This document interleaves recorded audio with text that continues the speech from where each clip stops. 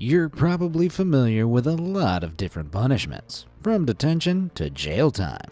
You might have even heard about barbaric historical sentences, such as hangings, burnings, and stonings. But as dreadful as they were, humans throughout history have come up with even more twisted and terrible ways to punish alleged wrongdoers. From burning bulls to bug buffets, these are some of the worst punishments in human history.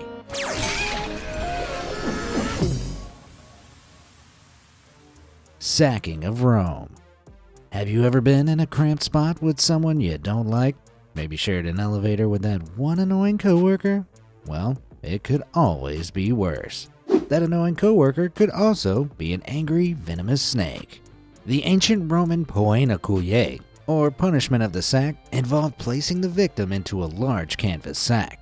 At this point, a dog, cat, monkey, rooster, and snake would then also be tossed into the sack, before the sack itself was thrown into a river.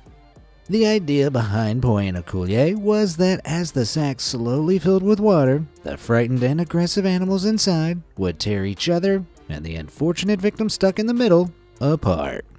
The exact animals thrown into the sack varied from punishment to punishment. After all, why waste a perfectly good monkey when you could just use an extra rooster? This nasty punishment was most often meted out to those accused of parricide, which is the crime of slaying one of your parents. I'm not exactly sure why slaying your parents would net you a timeout in the danger sack. Doesn't seem like an especially ironic or fitting punishment. Maybe it's funnier if you speak Latin? Either way, this barbaric punishment fell out of style in the 3rd century CE in Rome, only to be reinstated by Emperor Justinian 200 years later, where it remained in use for another 400 years. Definitely redefines the meaning of getting the sack.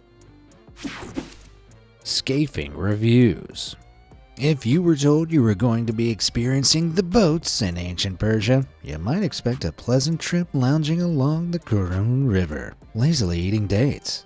In reality, you'd be in for one of the most disgusting experiences imaginable. Devised in the 5th century BCE, scaphism, also known as the boats, was a punishment that started off sweet. Literally, the victim was fed a large amount of sweet honey and milk or cream, and things got considerably less comfortable after that. If the victim was lucky, they would be tied up inside a boat. If they weren't, they'd be placed inside a boat before another upturned boat was placed on top of them, so that their arms, legs, and head were sticking out. The boats were then pushed into a lake or swamp, and this is where things get nasty. The sickly mixture of milk and honey would eventually cause the victim to vomit or relieve their bowels. In addition to being gross and causing dehydration, the sugary contents of the victim's excretions would also attract insects incredibly quickly. Over the next few days, the victim would slowly starve while their body was consumed inside the boat by flies, maggots, and any other awful swamp creatures you can imagine. If you'd done something really bad, your boat would be pulled back ashore so you could be force-fed more milk and honey to drag out this process even longer. Plutarch, a Greek essayist, recorded an instance where a Persian soldier killed a nobleman and survived 17 days of scaphism before succumbing to his punishment. Man, and I thought an hour of detention after school was a cruel sentence. Rats. Throughout human history, wherever people have gathered in large numbers, rats have followed, living in our homes rent-free and eating our delicious trash. It's only fair we put them to work. In modern times, rats are mostly employed as test subjects in scientific research. But if we jump back a few hundred years, these pernicious pests were proliferators of pain. In the 17th century, the Dutch would place a rat on a prisoner's abdomen before securing a pot or half-cage over the rat. The pot would then be heated, and the rat, eager to escape, would begin to, burrow through the prisoner's skin. Of course, this isn't the only way we humans have utilized rats to hurt each other. Of all the awful places you could end up in medieval England, the Tower of London had to be the worst. The infamously gruesome prison made use of a special rat dungeon, which I'm sorry to say wasn't for imprisoning criminal rats. The waters of the nearby River Thames would often rise in the rain and sweep the rats of the city into the dungeon, where they would scare and even nibble on the chained-up prisoners. Around the same time in Germany, rats were being starved and then placed in a cage which would then be fastened around the victim's neck. I'm sure you can imagine what the cramped, hungry rats did next. Yikes. Or should I say rats? Well, between being eaten alive by rats and being eaten alive by insects, which do you think is the worst punishment? For the rats, hit the subscribe button, and for the insects, hit that like button. All done? Great. Now what horror have we got next?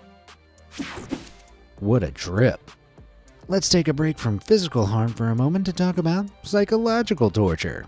And no, I don't mean watching a modern Simpsons episode. Chinese water torture is a form of punishment and interrogation that involves restraining someone's arms and legs before placing a bucket full of water above their head. The bucket has a small pinprick-sized hole in the bottom that drips water onto the victim at regular intervals. The victim is usually positioned so the drops hit them on the forehead, which along with your fingertips is one of the most sensitive areas of the body. While this may not sound so bad at first, it could last for weeks. As the process goes on, it becomes more and more maddening because the victim is unable to think or concentrate on anything other than the constant dripping. Thoughts become incoherent, other sensations fade away until all that's left is the hammering feeling of... In some instances, the victim would be told the water contained poison that would deteriorate their mind over time, compounding feelings of anxiety and paranoia. In all likelihood, the Chinese are getting undeserved flack as the pioneers of this punishment, as its use was first documented in Italy. In the late 15th century, Hippolytus de Moselle wrote that the punishment was inspired by the way natural water would slowly erode stones over time. It's thought the word Chinese was added simply to make it seem exotic and mysterious, like the ye olde equivalent of smart water. Since then, it's been utilized all over the world, from the American Civil War to Spanish inquisitors in the 16th century, who also experimented with forced drinking as punishment. Ugh. Well, at least they didn't have access to sparkling water. White light. Our next punishment is known as white torture, or sometimes white terror.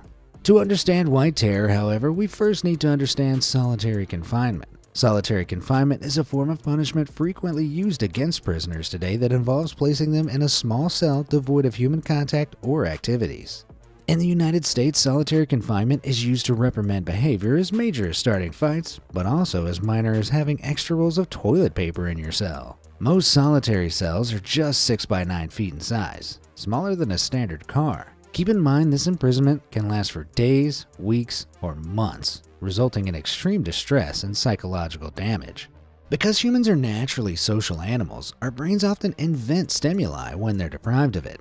Extended solitary confinement is known to lead to hallucinations, paranoia, depression, nightmares, disassociation from your body, and even physical pain and nausea.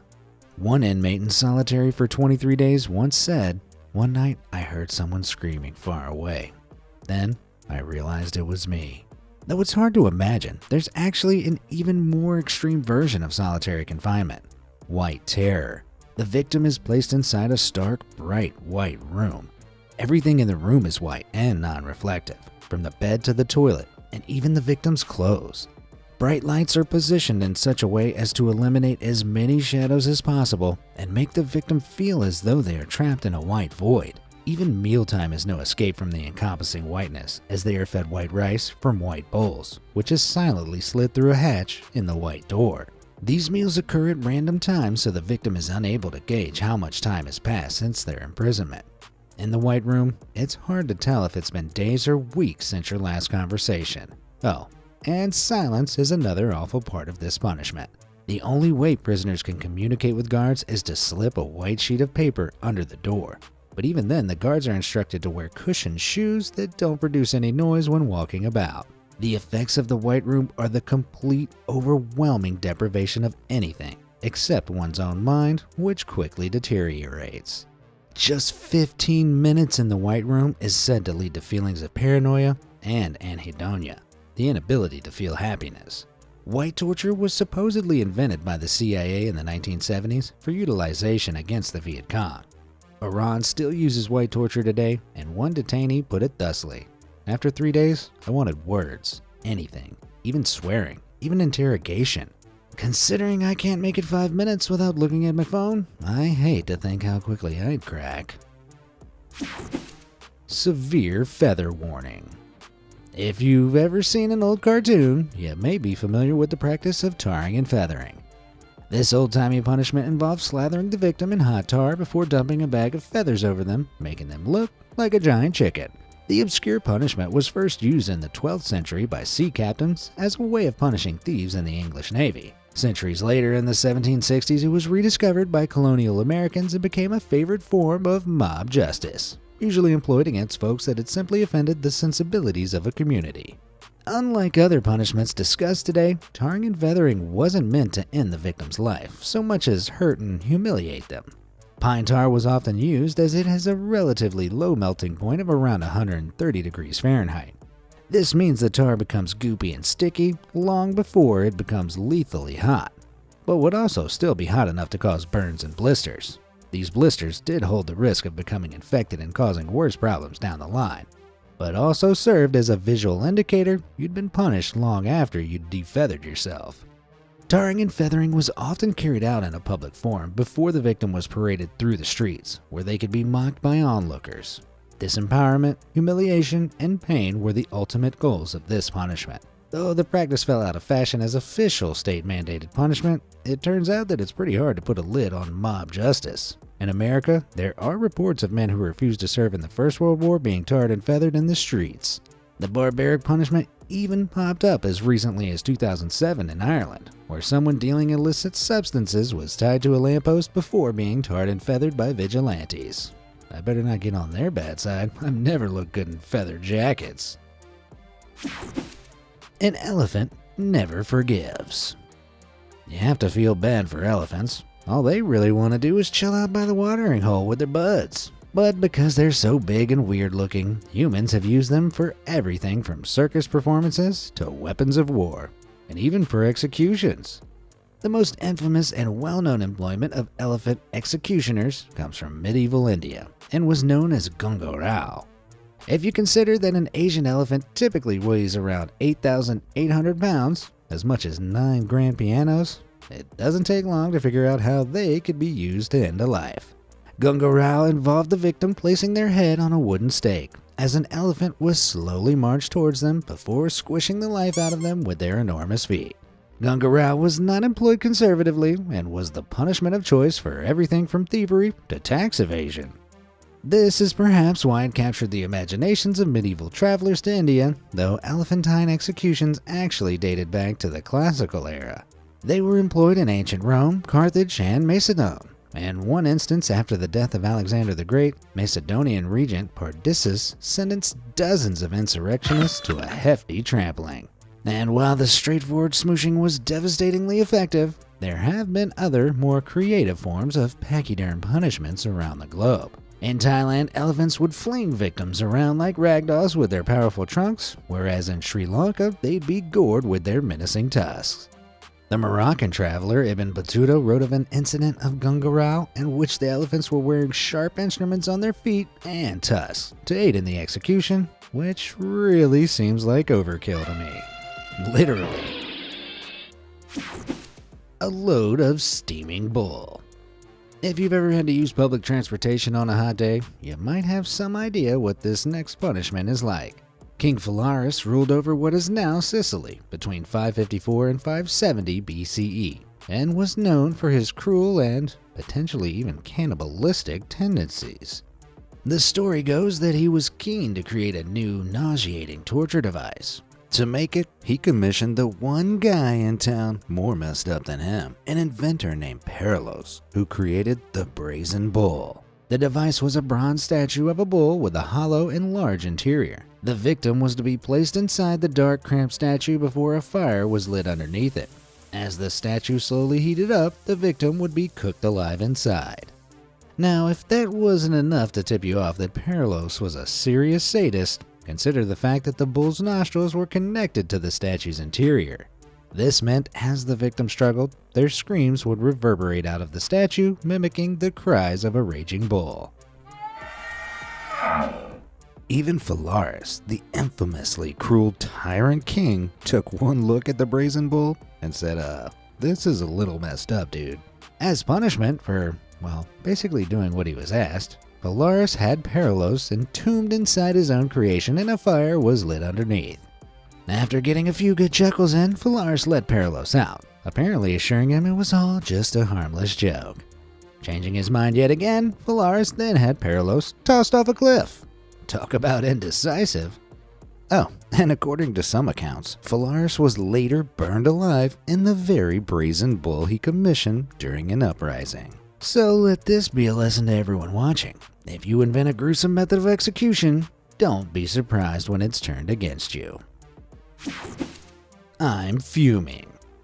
Things are about to get steamy, because it's time to talk about being boiled alive. That's right, ever since people figured out they could boil a carrot to make it softer, awful tyrants have been doing the same to people. The earliest records of lethal boiling came from Emperor Nero in ancient Rome, with the victims primarily being Christians. In 1531, King Henry VIII of England passed an act decreeing poisoning a crime punishable by boiling. This was probably because Henry had an apparent fear of poisoning. And look at the dude, he wasn't about to stop eating. Shortly after Henry died, Edward VI outlawed boiling, recognizing the Middle Ages were coming to an end and it was time to rein in the nasty stuff. But how nasty was it? Well, you could call it a death that retreats inwards, starting in your extremities. This is because your arms and legs are the most exposed parts of your body and contain lots of nerve endings, so pain begins in your fingers and toes and shoots inwards. After this, your skin, muscle, and fat begin to soften and liquefy from the heat fusing to your clothes. This heat will then boil your organs from the inside as well as your flesh from the outside. You'll also likely go blind fairly quickly, so you'll be thrashing around in the dark. If you're dunked into water that's already bubbling, your brain can boil inside your head fast, which is strangely merciful. If you're placed into a liquid that's slowly heated up, your body will try to adjust to the temperature change, which really drags things out, making everything slower and more agonizing. If your executioners know what they're doing, this can take minutes or even hours, and you'll be awake for most of it. Maybe now you'll feel a little more sympathy for those lobsters in the grocery store tanks. Thankfully, this punishment isn't employed anywhere in the world today, though people still accidentally boil to death today in hot springs and sewer accidents, just in case you thought it was a fate of the past. Ride it out. Here's a fact to soothe your nerves. As it turns out, many of the scariest looking torture devices from the Middle Ages are fake. Shady museums and con men began creating nasty contraptions in the 18th century, which quickly captured the public's imagination. This means famously nightmarish devices like the Iron Maiden and the Pair of Anguish are just props rather than actual torture implements. Nerve soothed? Good, because this next one is awful and real. Introducing the wooden horse, also known as the Dutch horse or Spanish donkey. If the multinational names didn't tip you off, the wooden horse was a punishment device popular across medieval Europe. The contraption consists of a long, square-shaped wooden beam held up by several legs for support. One of the corners of the beam would be positioned skywards, and the unlucky victim would be forced to straddle the beam.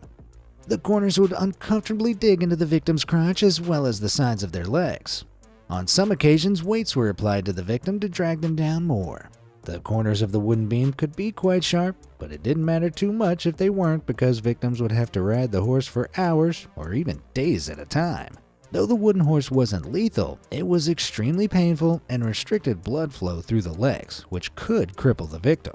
To add insult to injury, the wooden horse would sometimes have a mock head and tail at either end and be long enough to support multiple people. The Judas cradle was a more personal version of the device and featured a single large spike positioned on the seat of a chair. Talk about a pain in the ass. Grotesque and uncivilized as it was, the wooden horse was still in use during the American War of Independence. George Washington himself claimed it was an excellent way to extract information from prisoners. Well, I guess it's one way to get someone off their high horse. Pain in the head. Our next story concerns the practice of iconoclasm. And no, that isn't a metal band made up of your desktop icons. Iconoclasm is the destruction of religious idols, texts, and monuments, and around the year 720, it swept across the Byzantine Empire. The belief was that the biblical second commandment expressly forbids the worship of images and idols. This ideology continues in some ways today in Judaism and Islam, the two other Abrahamic faiths. At the time, however, not every God-fearing Christian was on board with iconoclasm. Two such anti-iconoclasts were brothers Theophanes and Theodore, and they weren't afraid to preach. They were so bold, they even sought an audience with Emperor Leo V, sometime in the 810s, asking him to kindly butt out of ecclesiastical matters. He took that surprisingly well for an evangelical emperor, sentencing the brothers into exile on a small island. When Leo was assassinated in 820 and the brothers regained their freedom, it wasn't long before they ended up in front of the new emperor Theophilus, who was decidedly less forgiving than old Leo. Theophilus subjected the brothers to 2 days of torture, in which a 12-line poem insulting them was carved into their heads with hot needles. A rough translation of the poem is on screen now, but man, at school I was bullied for having a 5-head. How big must have theirs been to fit all this? Neither brother accepted iconoclasm, with Theodore eventually dying in prison. Theophanes, however, was only exiled and became a bishop when icon veneration was eventually restored. For their efforts, both brothers were canonized as saints, Theophanes and Theodore the Branded. Funny that their images are now celebrated in religious art all these centuries later. How would they feel about it? Well, I think the answer would be written all over their faces. Total blackout. If you're like me, there's a good chance you've tried to get in shape only to head back to the sofa after a single squat. This exercise already sucks. Could you imagine doing it for hours in complete darkness? That's the idea behind the blackout box. This punishment and interrogation method was utilized by the CIA during the War on Terror. While former CIA executive Buzzy Krongard and even President Obama have admitted that the USA commits torture, some still prefer the term enhanced interrogation. The blackout box is a small box, just barely big enough to fit a crouching human being inside. Remember how awful and dehumanizing solitary confinement sounded? Well, the blackout box is the most extreme version imaginable, locking a person into the darkest, tightest space possible. To cause stress, the high-pitched sounds of crying children are sometimes played inside the box. In 2015, a journalist from the BBC underwent a blackout box demonstration, but after less than 15 minutes demanded to be let out. Less fortunate folks have been forced inside boxes less than 1.75 feet wide, 2.5 feet deep, and 2.5 feet tall, which is smaller than some dog crates, and is hauntingly depicted by their drawings. Some have spent up to 250 hours in this box, and that's over 10 days. In one particularly vile instance, the captors discovered the victim had a fear of insects, and so they poured live cockroaches into the blackout box while the victim was inside, leaving them to crawl over their body for hours. Never thought I'd say this, but suddenly being boiled alive doesn't sound all that bad. Whew, well, there they were. A few of the most spine-chilling punishments humanity has ever cooked up. Which did you think was the worst? And would you be keen to learn about even more in a part 2? Let me know down in the comments below, and thanks for watching.